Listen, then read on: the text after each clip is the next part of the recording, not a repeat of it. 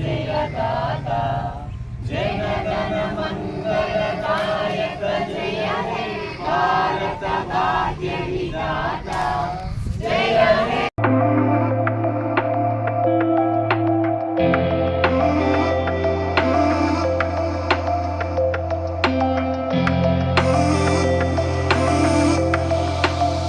ఘనంగా మనం జరుపుకుంటున్నామంటే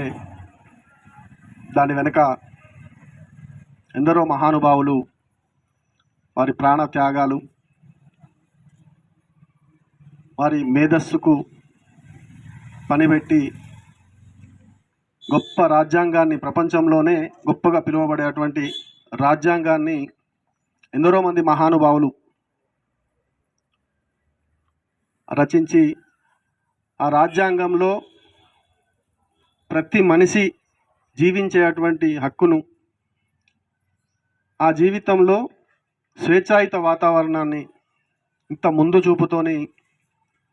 వాళ్ళు ఆలోచన చేసి ఇంత మంచి గ్రంథాన్ని ఈరోజు బైబిల్, ఖురాను, భగవద్గీత కన్నా కూడా గొప్పదైనటువంటి, అన్ని మతాలు, కులాలు, సర్వ జనులు కూడా కుల మతాలకు అతీతంగా గౌరవించుకునే ఒక గొప్ప గ్రంథం ఇలా రాజ్యాంగం. ఈ రాజ్యాంగం కోసం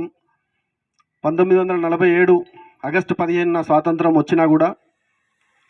మన దేశాన్ని ఏకతాటిపై తీసుకొచ్చి దేశ ప్రజలలో సమానమైన హక్కులను కల్పించడం కోసం అహర్నిశలు కృషి చేసి వందలాది మంది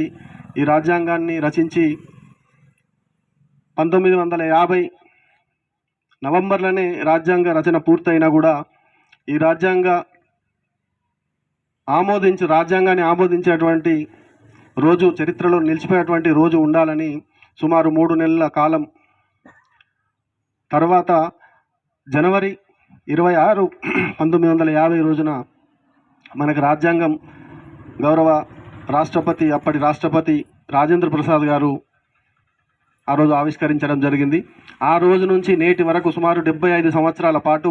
ఆ రాజ్యాంగ విలువలకు కట్టుబడే భారతదేశ పాలన నడుస్తున్నదంటే అది ఎంత గొప్ప గ్రంథమో మనం అర్థం చేసుకోవాలి. ఈ రాజ్యాంగ విలువలను మనము మన తర్వాతి తరాలకు కూడా తప్పకుండా చేరవేసే విధంగా మనము జనవరి 26వ తారీఖు నాడు గణతంత్ర దినోత్సవాన్ని అన్ని చోట్ల చాలా ఘనంగా, గొప్పగా జెండావిష్కరణ కార్యక్రమాలు చేసుకుంటూ దేశ ఔన్నత్యాన్ని చాటాలని తెలియజేసుకుంటూ ఈ కార్యక్రమానికి పిలువగానే వచ్చినటువంటి మా ప్రజాప్రతినిధులు, పార్టీ నాయకులు, మీడియా మిత్రులందరికీ 75వ గణతంత్ర దినోత్సవ శుభాకాంక్షలు తెలియజేసుకుంటూ, ధన్యవాదాలు తెలియజేసుకుంటూ ముగిస్తున్నాం.